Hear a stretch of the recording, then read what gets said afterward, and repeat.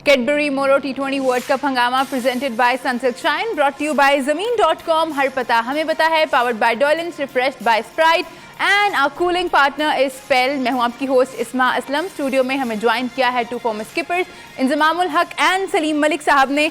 बात करेंगे जी हम, अफगानिस्तान क्रिकेट वर्ल्ड कप से बाहर हो गया है। पहला सेमीफाइनल खेला, लेकिन जिस तरह से खेला लगता है कि शायद नहीं खेलना चाहिए था। और साउथ अफ्रीका ने पहली दफा किसी भी वर्ल्ड कप के फाइनल के लिए क्वालिफाई कर लिया है।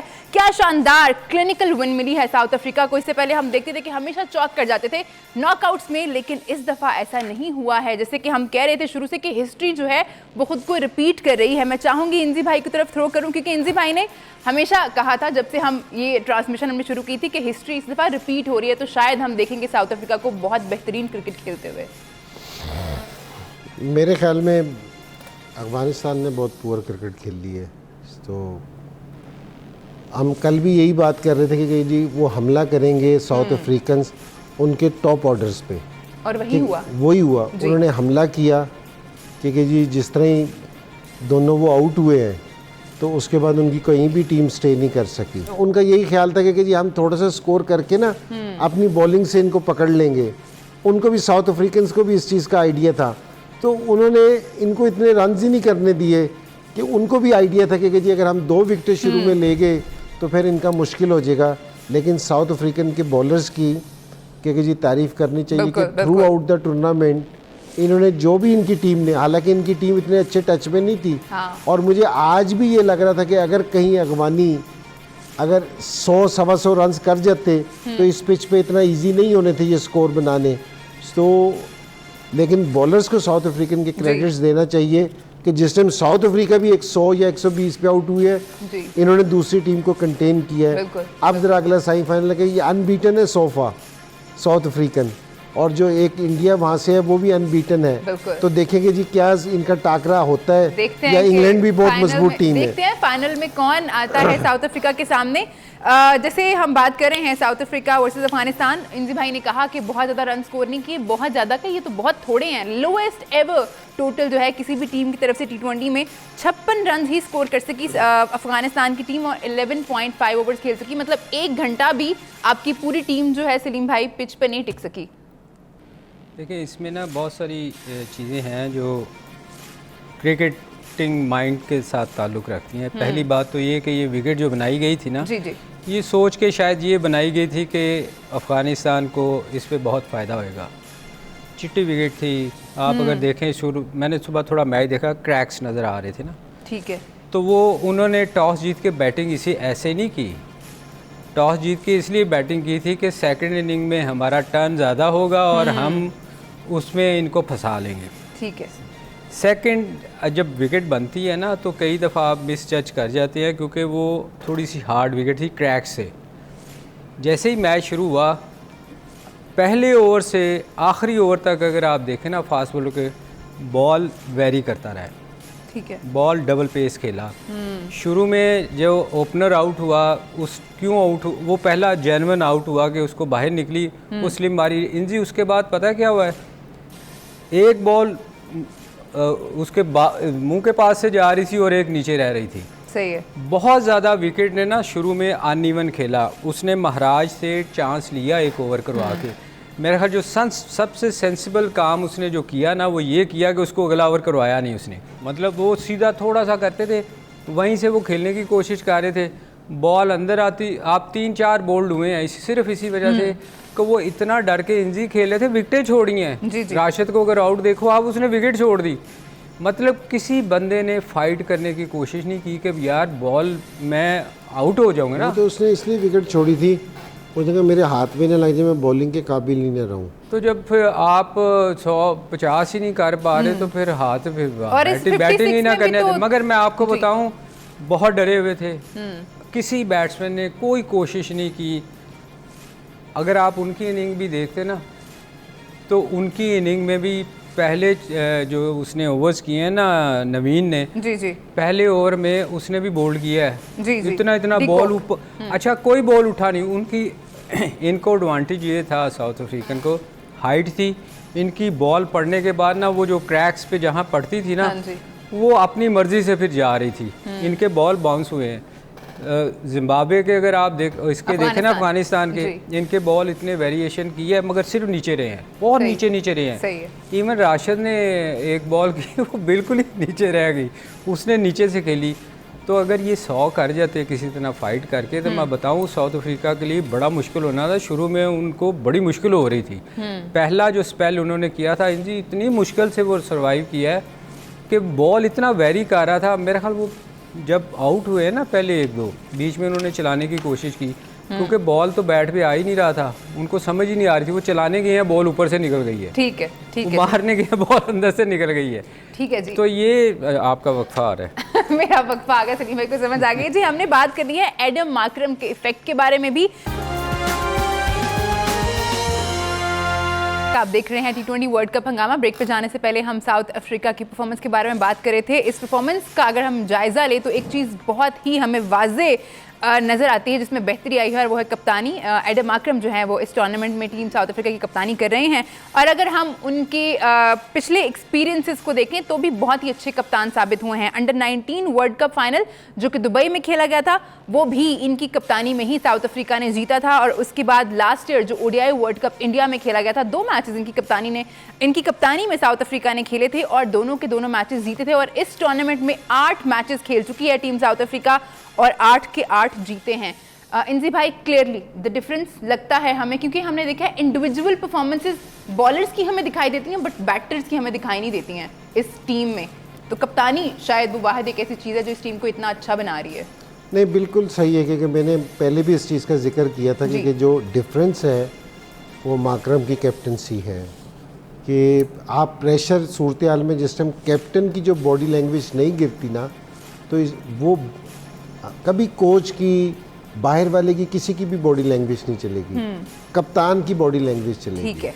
अगर जो कप्तान जिस तरह अगर आपको कायम नज़र आएगा ना कि जी ठीक है, उसके चेहरे परेशानी होती है लेकिन चेहरे पे नहीं आने देनी चाहिए। अगर आपके चेहरे पे और बॉडी लैंग्वेज अगर आपकी हल्की सी भी डाउन हुई ना, आप 20% डाउन हुए ना, तो आपकी टीम 60% डाउन हो जाएगी। और अगर आप लगे कि जी यहाँ से हम पकड़ सकते हैं, कप्तान की पॉजिटिव लैंग्वेज नज़र आई जी, तो फिर है ना आपकी चेंज सूरत हाल हो जाएगी, फिर आ जाएगा पाकिस्तान बीच में आ जाएगा। लेकिन बाबर आजम को भी हम यही कहते हैं कि आपके हम डिसीजंस की नहीं बात करते, आपके बॉडी लैंग्वेज की बात करते हैं, आपकी अप्रोच की बात करते हैं कि वो आपकी ग्राउंड में कैसी होनी चाहिए। अगर वो आपकी इस तरह होगी ना, लगेगा कि आप कप्तान हो, तो फिर देना कि जी टीम की बॉडी लैंग्वेज भी चेंज होगी। तो मार्करम में इसके फाइनल में पहुंचने में कोई शक नहीं है कि जो सबसे बड़ा रोल है वो मार्करम का है, कैप्टन का है, क्योंकि जी जिसने अपनी टीम को प्रेशर में नहीं आने दिया। और आज का ये वाला सेमीफाइनल तो खैर इजी हो गया कि बॉलर्स ने बिल्कुल इजी कर दिया, प्रेशर नहीं आया।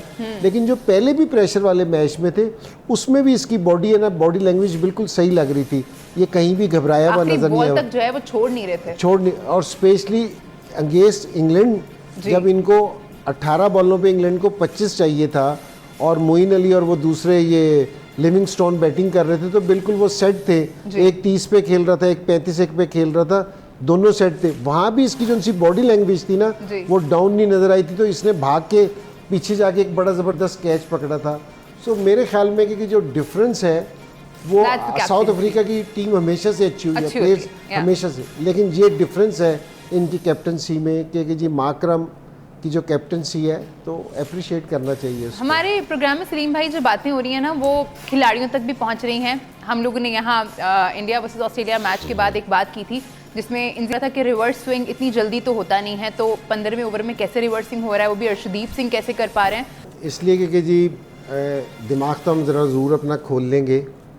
तो अच्छा, पहली बात तो ये कि जी इसने ये कहा है कि जी हो रहा है, जो हमने कहा है रिवर्स स्विंग, इसका मतलब ये तो हो रहा है, ठीक है ना। दूसरी चीज़ है कि रोहित शर्मा को हमें नहीं बताने की ज़रूरत पड़नी चाहिए कि रिवर्स स्विंग किस तरह होता है और कितनी धूम में होता है, किस पिच पे होता है। जहाँ से शुरू हुआ है जी, जहाँ से शुरू, जो सिखाने वाले ना उनको नहीं ये चीज़ सिखाया करते, उनसे कहोगे जी इस तरह की बातें अच्छी नहीं है। सो मैंने वैसे जो जिसने ये सवाल किया था कि जी बॉल से छेड़छाड़ कर रहे, नहीं मैंने ये नहीं कहा था, वो उसने गलत सवाल पूछ लिया। मैंने अंपायर को सजेशन दी थी कि आंखें खुली रखें, क्योंकि जी जो सब 15 ओवर में रिवर्स स्विंग हो रहे हैं तो आंखें खुली रखें और अब भी मेरा अंपायर को यही मशवरा है कि जी आंखें खुली रखें कि जी क्या हो रहा है ये। तो वो जैसे अंपायर आंखें खुली रखेंगे ना, तो और साथ अंपायर भी अगर अपना दिमाग खुला कर लेना तो बहुत बेहतर हो जाएगी बात। आंखें भी खुली रखें और दिमाग भी खुला रखें।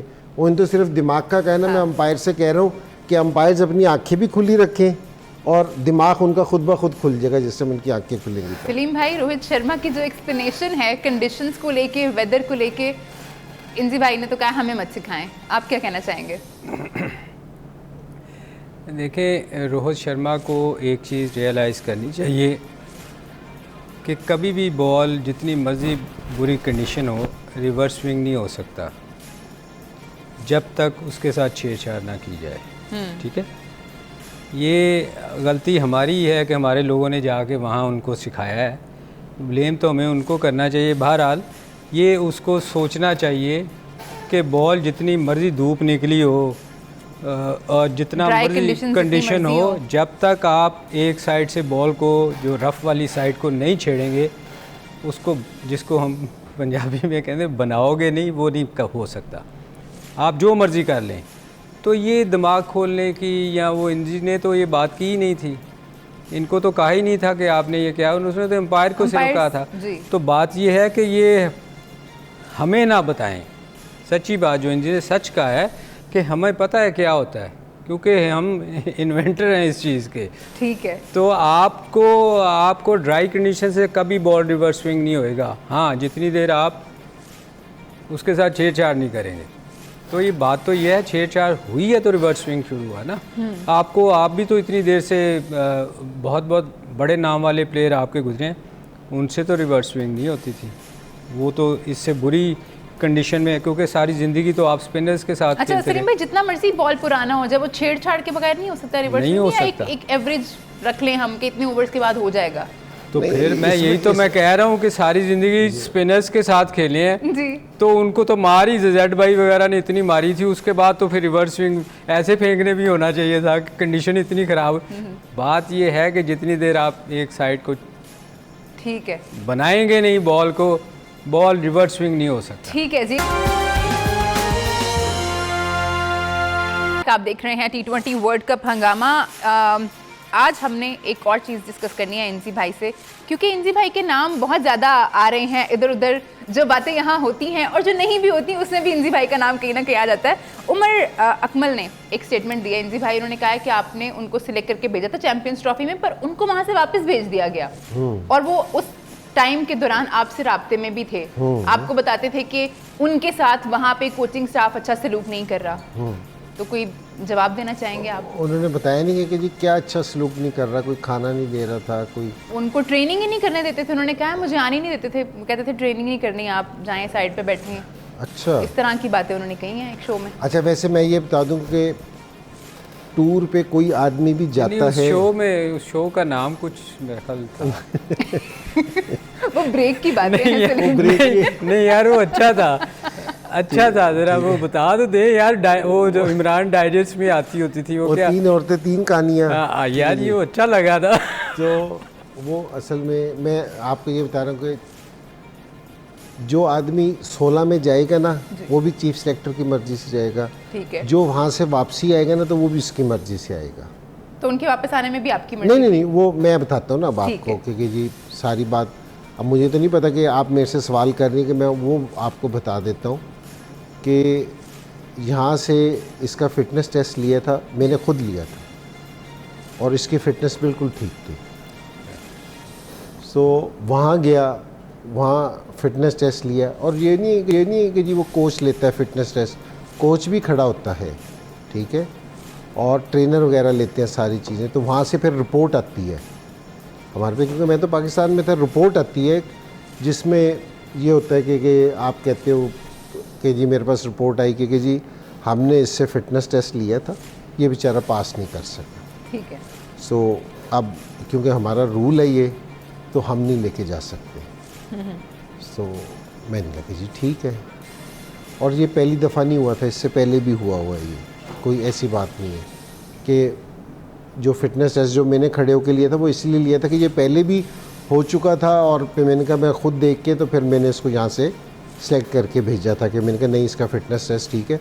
और ये हमारे 2 प्लेयर आजकल काफ़ी सारे कर रहे हैं, ये दोनों बहुत अच्छे प्लेयर थे, अहमद और उमर। अहमद और उमर दोनों अच्छे प्लेयर थे बहुत।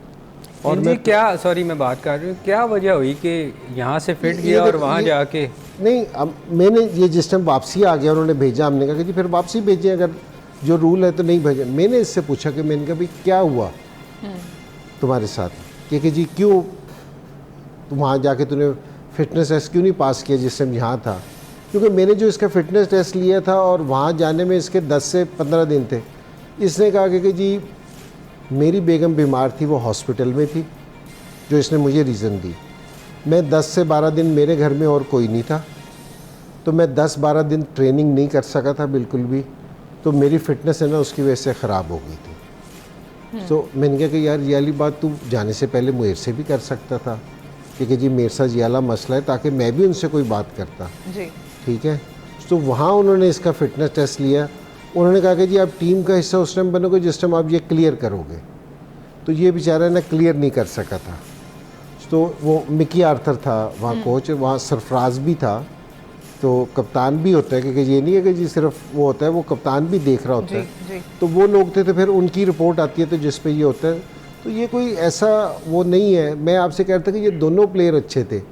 सो इनको अगर आप इनका कैरियर उठा के देखें ना कि दूसरे लोगों पे, कि अगर आप सही रहते तो मेरे ख्याल में आप और बहुत सारी परफॉर्मेंसेस दे सकते थे, आप अपनी ज़िंदगी को और बेहतर कर सकते थे। ठीक है। और मैं सारे दूसरे प्लेयर्स को भी ये वाली चीज़ कहता हूँ, क्योंकि जो नए आने वाले हैं, अगर आप अपनी सिर्फ गेम पे फोकस रखोगे ना जी, तो आप बहुत सारे हमारे ऐसे प्लेयर हैं जो बहुत ज़्यादा परफॉर्मेंस दे सकते हैं। और अगर आप इधर उधर की चीज़ों पे फोकस करोगे ना, तो ये याद रखें कि जिस टाइम बंदा थोड़ी सी ज़रा पीक पे होता है ना जी, वो ये समझता है कि जी अगर मैं नहीं हूँगा तो पता नहीं पाकिस्तान को क्या हो जाएगा, पाकिस्तान ने इसी तरह ही चलते रहना है। आप जिस टाइम इस तरह की कोई चीज़ करोगे तो आप सिर्फ अपना नुकसान करोगे और किसी का नुकसान नहीं करोगे। तो ये मेरे से दोनों, मैं जिस टाइम सिलेक्शन में था, ये उमर नहीं, ये और ये दूसरा अहमद भी, ये दोनों थे अच्छे प्लेयर थे, लेकिन मेरे ख्याल में क्या कह सकते हैं किसी को। सलीम भाई, जो इंजी भाई बात कर रहे हैं कि आप खुद का भी मुहासबा करें, आप भी तो कहीं ना कहीं गलत होंगे ना। अब टीवी पे बैठ के आप कहते रहें कि उसने मेरे साथ अच्छा सलूक नहीं किया, उसने मेरे साथ अच्छा सलूक नहीं किया, तो कहीं ना कहीं तो आपने अलाउ किया ना अगलों को। अगर आपकी फ़िटनेस सही नहीं है और आपने बात भी पूरी कन्वे नहीं की है, तो फिर ये तो होंगी इस तरह की चीज़ें। देखिए, इस किस्म की बातें मेरे ख्याल करनी नहीं चाहिए। देखिए ना, अब असल स्टोरी जो है वो तो इंजी ने सुनाई है ना जी, कि आपकी फ़िटनेस लेवल नहीं था पूरा, इसलिए आप वापस आए। मैं आपको एक छोटा सा एक वाक़या सुना दूँ इस पर। हमारे ना, वैसे तो अक्सर इंजी डिसिप्लिन पे लोग वापस आते थे कि उनका डिसिप्लिन अच्छा नहीं होता था, इसलिए वापस भिजवा दिया जाता था। हमारे यहाँ ना, मैं नाम नहीं लूँगा उनका इंजी समझ जाएगा।